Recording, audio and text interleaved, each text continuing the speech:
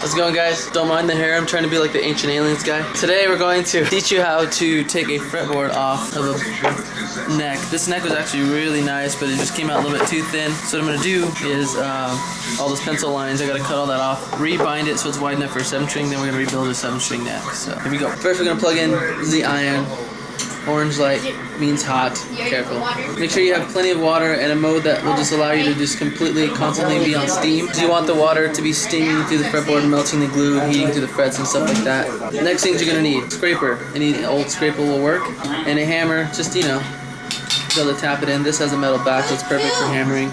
Preferably something that will clamp this onto the table without messing it up, so I'll probably go get a clamp. If not, you really don't need it, just, you know, be really careful with your tapping and just scrape it along. And if things go well, you should be able to steam all the glue till it's melted, and this thing should pop off with no breaks, no wood fragments, no nothing. Be all good to go. So here we go. Let's let the iron heat up. Alright, we're starting on the end here.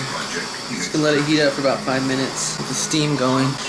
So after a couple minutes so far, usually the recommended time is around 5. As you can see, I'm already getting my blade under the fretboard really nicely. So that means the glue is starting to loosen up. I'm just gonna let it sit there a little bit longer, and then I'm gonna take off the iron and see if I could at least tap the scraper all the way through. And then from then on, we move the iron down, tap the scraper, you know, down like if you're cutting a slice off of a piece of cheese or something. So, alright, I took off the iron. Now you gotta take the scraper, and you're just gonna slam it in as to not take off too much wood. Careful, this will be really hot. I'm actually doing better just kind of pushing, so it's a good sign, really good sign. Go ahead and steam it some more. By the way, I have mine just on the hottest setting, number 6. So. You gotta be really careful with ebony because it's really fragile wood. So if it starts to hang up on you, because I was tapping and it's going in really easy, it starts to hang up, then go ahead and steam it more. This is really going to take a lot of time. Could take up to 20 minutes, half an hour, longer. Depends on how well you're used to doing this. So you can see it's really going through now. This is really what you want right here. Tap, very lightly tapping. See that? That's a really good sign. Got a really nice tap through now. So now we're just going to work it down the fretboard and tap it to the net, and then sooner or later you'll get this whole thing popping off. So the more you go down the fretboard, the less you have to steam it, because you know this stuff's already hot, and you just kind of move it down. So now I'm just going to tap this and go this way with it, very lightly, literally moving like 1/4 inch at a time or less. So we're going to go ahead and steam that again. So we've been doing this a couple minutes, and you can see we're only like about the 4th fret in. So take your time, guys. Just repeat the process. Go down the fretboard, and you should have a really nice clean break. Or not a break, just a nice clean split. Alright, so guys, if you keep this nice and steamed, as you can see, without even hammering, you can just shimmy this back and forth. And just watch this. I'm on this fret now. Watch, I can get all the way to the next fret just by kind of slicing. So now I'm already on this fret.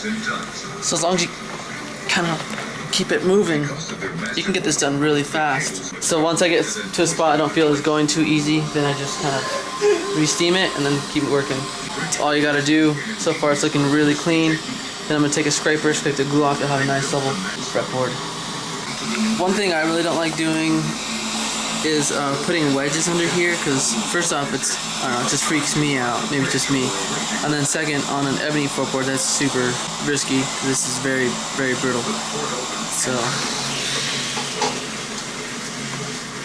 But the loose segments were so light, they couldn't be moved from existing equipment. So engineers came up with this. Oh, what happened? No, you made them cry. Hey! 1 fret at a time. Right in the middle of the storm, China Air Flight 233, carrying 315 passengers, began its final approach. And there we go. The plane had already tried once. Got a little bit of warpage, but we'll just set the iron on there and clamp it, straighten it back out. So, all is done and well, or all is well done. Took me about In the final seconds, 15 minutes or so, and you should have a nice clean getaway. This could be easily scraped. This is the only spot that I had to run in with. It's because that's when I first tapped it in. Here's the truss rod. Emergency crews rush to the There. plane. Still looking really good condition. So that's it. So you remove it. Now I could remove truss rod, keep this, rebind this to a 7-string width with some maple that I'm going to use, and then I should be good to go. Start a new guitar. Sucks that this other one has to go away though. So one final tip is I just took a nice sturdy straight edge and then I clamped it to something like a nice little level surface.